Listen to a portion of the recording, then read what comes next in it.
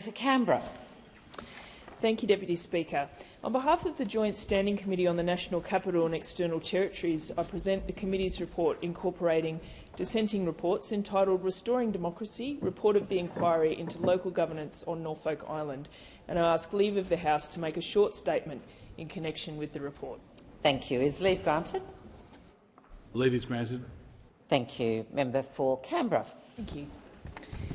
Deputy Speaker, on behalf of the Joint Standing Committee on the National Capital and External Territories, I present the report of the inquiry into local governance on Norfolk Island, thank you very much, entitled Restoring Democracy. This inquiry was referred earlier this year by the Minister for Regional Development, Local Government and Territories, the Honourable Kristy McBain.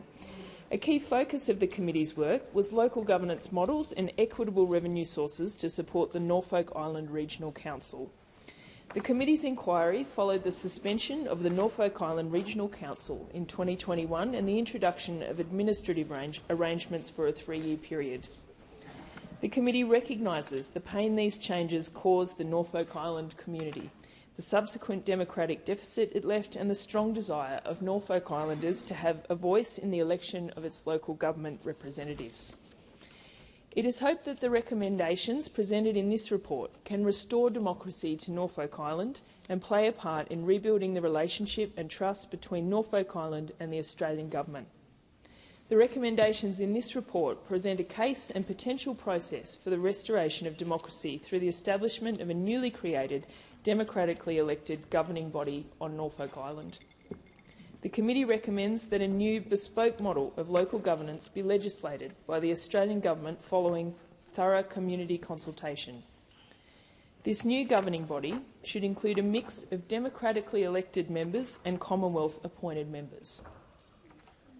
The committee has specifically recommended that the majority of members on the governing body be elected, with elected members holding the balance of power. The Commonwealth-appointed members will be selected via a merit-based process, have expertise in public administration and preference will be given to qualified locals where possible. Of particular importance to the committee is Recommendation 1, which proposes the development of a preamble for inclusion in the governing legislation. The purpose of this preamble is to recognise the culture and heritage of Norfolk Island, define the nature of the relationship between Norfolk Island and Australia, and set out the shared aspirations for the future of the relationship. It is important that this preamble recognise the cultural, linguistic and ethnic diversity of Norfolk Island and its residents. The committee places great emphasis on the preamble and views it as an important step in renewing the relationship between Norfolk Island and the Australian Government. The committee understands and is sympathetic to the distress caused by the removal of the preamble in the governing legislation in 2015 and the years of uncertainty to have followed. I note that the process of developing the preamble is already underway through the newly elected Governance Committee, and our committee will be following their work closely. Deputy Speaker, the committee recommends that the Norfolk Island community have a say on the draft preamble to be included in the governing legislation, as well as the final form of the new governing body. It is recommended that a binding, compulsory vote to approve this final governing model take place prior to the end of next year. The recommendations presented in this report will contribute to the evolving policy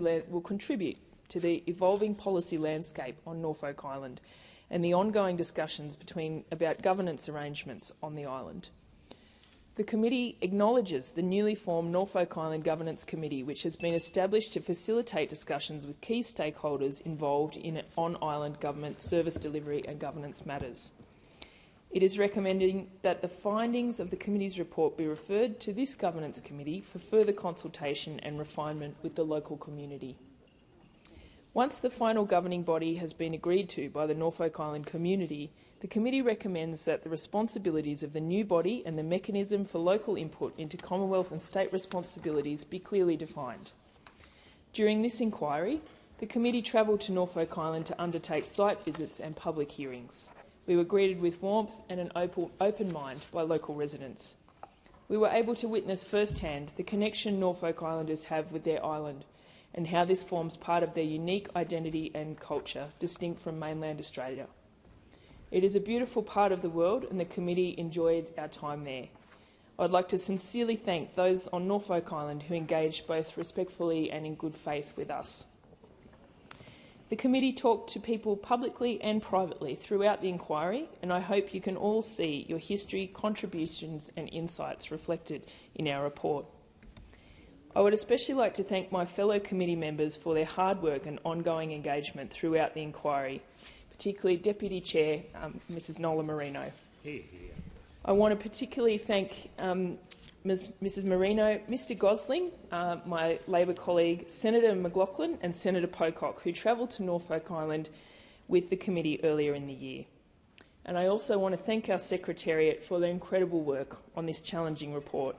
Ms Fran Denny, the Committee Secretary, Mr James Bunce and Ms Josephine Moa, the Inquiry Secretaries, for your really comprehensive work on what has been a challenging and very well done report. It is much appreciated, and without you it would not be possible. Deputy Speaker, I commend the report to the House.